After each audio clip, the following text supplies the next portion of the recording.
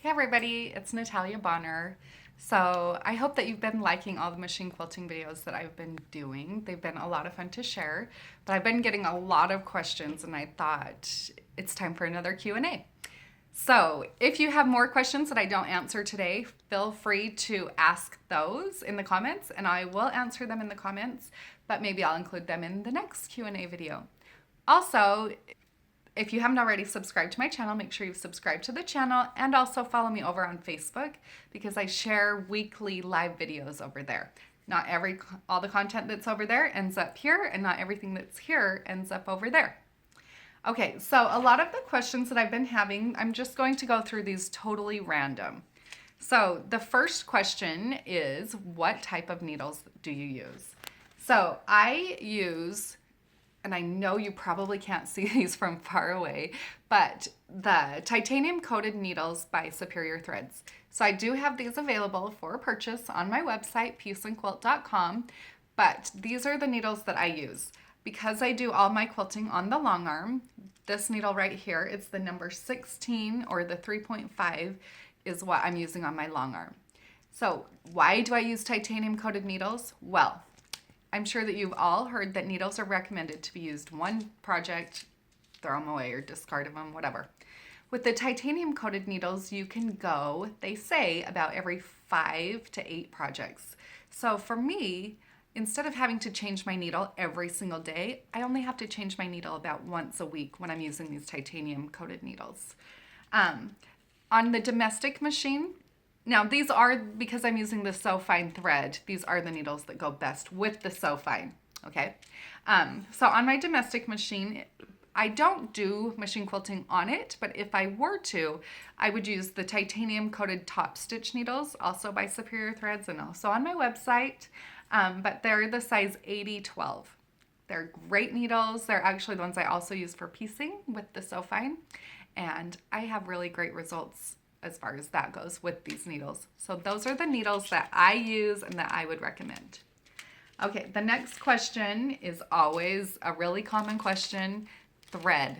What type of thread do you use? So a neutral thread color is what I talk about and probably what I show the most often. So the neutral thread color that I use the most is the So Fine number 402 by Superior Threads. It's kind of an off-white thread. It actually even looks more tan here than what it quilts out, but it's just a really nice blender type color of thread. And then the thread that I use on my bobbin most often is number 624, and this again is kind of an off-white-ish, but it's a really fine thread. It quilts beautifully. It is a bobbin thread, so don't use this on the top. You can use the So Fine on the bobbin if you would like. I have tried pretty much everything there is out there, and for me, the results that I get with the combination of these two threads, it's just been really good. So that's what I'm sticking with. If you have something that works for you, stick with that. So the next question, stitch length. So this is one that I get asked a lot. What stitch length are you using? So I keep my machine at 12 stitches per inch, and along those lines, so I do all of my machine quilting on the 22-inch Gamma machine. And my machine does have the options. I could turn off the stitch regulator. It has the coast regulate mode. So it does have a lot of options. But for me, when I started quilting 11 years ago, I had the stitch regulator and that's how I taught myself to quilt. So now when I use these other functions, it kind of like freaks me out a little bit and I don't feel like I have as much control over my machine. Even though they're great features, I'm just sticking to what's working for me. So I'm sticking to 12 stitches per inch. Sometimes I'll change it to 10, but for the most part, because I do a lot of precision quilting, I keep it at 12 stitches per inch. Okay, so that brings up the next question. So I have been quilting, like I said, full time for 11 years. Now, when I say this, for me, machine quilting, this is my job. For most of us, this is a hobby. Okay, so I quilt all day, every day, about 40 hours a week, sometimes more. So I do get a lot of practice and I feel like I'm still learning. I'm still practicing every day. I'm still learning. It's just something that I feel like is ever evolving. So yes, I've been quilting full time for 11 years. So don't start quilting and only have been quilting for a little while and feel like you can compare what you've just started on to something that I've practiced and practiced for hours and hours. And honestly, there's still things that I quilt that I'm like, oh, that's not that great. But you know what? It's a quilt, and if I need to make another one, I will. Okay, so the next question. Why is it called the 4-in-1? So as long as I've been sewing, quilting, whatever, one of the biggest issues for me is trying to figure out what to name things. For some reason, I struggle with this. It's just not something that comes natural.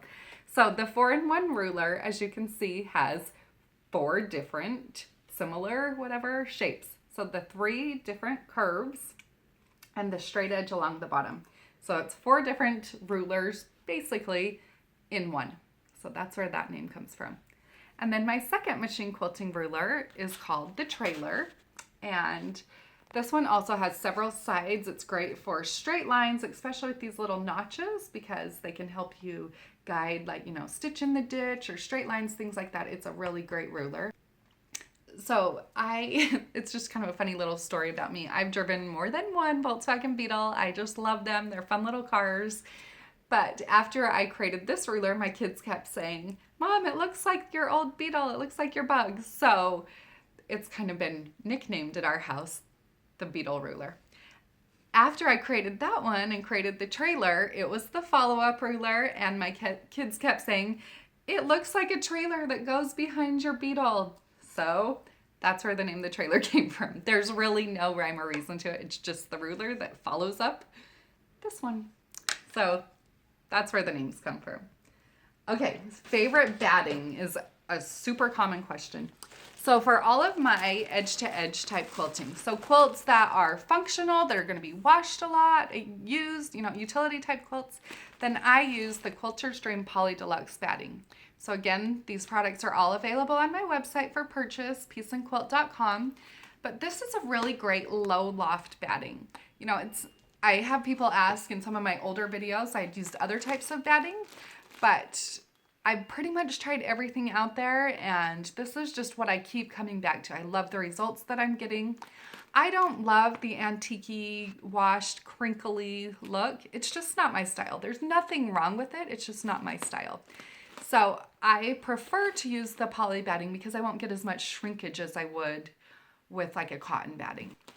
Okay, now anytime I want a lot of texture, then I use the Quilter's Dream wool batting.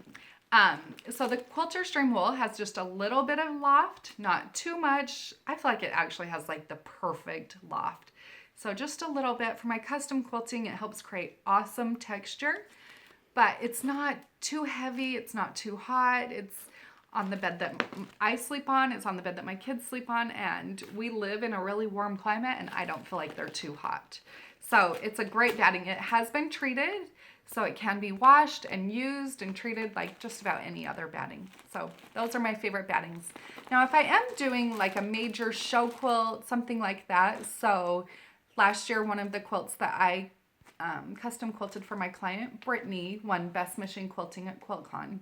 And on that quilt, I had used 2 layers of batting. So there's the quilt back, then the first layer of Quilter's Dream of the poly, and then 1 layer of the Quilter's Dream wool. So I've got that loft coming up, and then the quilt top. So it had really, really awesome texture, the double bat plus the wool, the loft going up towards the top. So just a little trick that I like to do. But really, it makes the quilt really heavy and kind of stiff when you do a double bat like that. So it's something that I only do on, more showy type quilts. What do I charge? So this is a question that's often asked. Just email me on my website, peaceandquilt.com. There's a contact form, or on my blog, there's links to my email address. But just email me and we can talk about that. Yes, there are generic prices listed. I charge by the square inch. But obviously, because it's a lot of custom work, it's not, one price fits all kind of thing. Okay, so another question that I get asked a lot is about machines. What do I need to do on my machine to do this? What do I need? And I can help you with some of the basics, but I am not a machine pro. I do quilt on a Gamble. I know a lot about my machine, but that doesn't mean that I know a lot about everybody else's machines, that I know how to fix things on yours or things like that. So unfortunately, I cannot help with most of your machines. Now, as far as quilting on the domestic machine, if you are doing your machine quilting there, yes, you can use my rulers on there. You do need to, now this is for the domestic or the long arm, you do need to make sure that you have a ruler foot. On some of the long arms, a ruler foot is the standard foot. It's a thicker, it's about a 1/4 of an inch thick foot that comes with it. On the domestic, you need to make sure it's a ruler foot. So what is a ruler foot?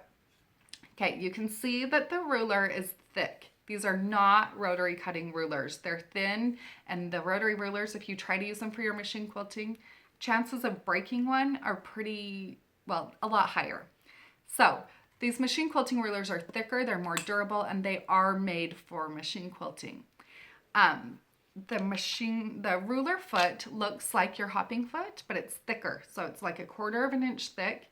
If you try to quilt with a regular hopping foot, chances of this ruler going underneath the foot or up on top of it and causing problems are a lot higher. So I do not at all recommend doing any quilting with a ruler without the ruler foot. Now, no, unfortunately, I don't know the name of the foot or the number or any of that for your particular machine, but I have been told, I don't have the list or anything like that, that there are aftermarket ruler feet available out there, but unfortunately I can't give you any more details. I don't know any of that for sure. So the next question that I'm often asked is about marking. So I use the blue Mark Beyond marker to do all of my marking, and I've had really great success with that. So that's what I'm sticking with. But now, some of my marking I do on the long arm after I've loaded it on the frame. You know, if it's just small areas, if it's contained in a block, something like that can be contained within my throat space, then I will actually just mark that as I go. But if it's a larger design, something that extends past my throat space, say large cross hatching, something like that, because I work from home, I clear off my kitchen table and lay the quilt across there and do all of my marking on the table before I actually load it on the long arm. Now, I like instant gratification, so I will quilt the area, you know, on the long arm. Generally, we work left to right, so I will quilt that area, and then as soon as I've moved far enough away from that, I'll use my water bottle, and just spritz that away. So by the time I get over to the right side of the quilt, it's dried and I can see how pretty it is and take pictures and just be proud of that. Now, occasionally I do have the blue spots when I take it off of the machine and lay it out. I'll have those spots that have come back a little bit. So again, I'll spritz those with water. Sometimes I'll leave it overnight and make sure that all the spots have gone away. Occasionally, if I've marked it pretty heavily, it'll take 3 or 4 times of spritzing. But the one thing to make sure you do or do not do, I guess I should say, if you're using this marker, is do not press, do not get extra heat on it, because it will set with heat. Okay, and the last question, it looks like I have answered. So thank you for joining today. I hope that you liked this video. I hope that it helped answer some of your questions. If you have more, feel free, like I said, to ask those in the comments and I will answer them later. But I do answer a lot of the questions in my Craftsy class, also in my books, and then I try to answer them here and on my blog. So I hope that somewhere I can answer all of your questions, but if not, I'll do another one of these. So make sure you subscribe to my channel and I'll see you later.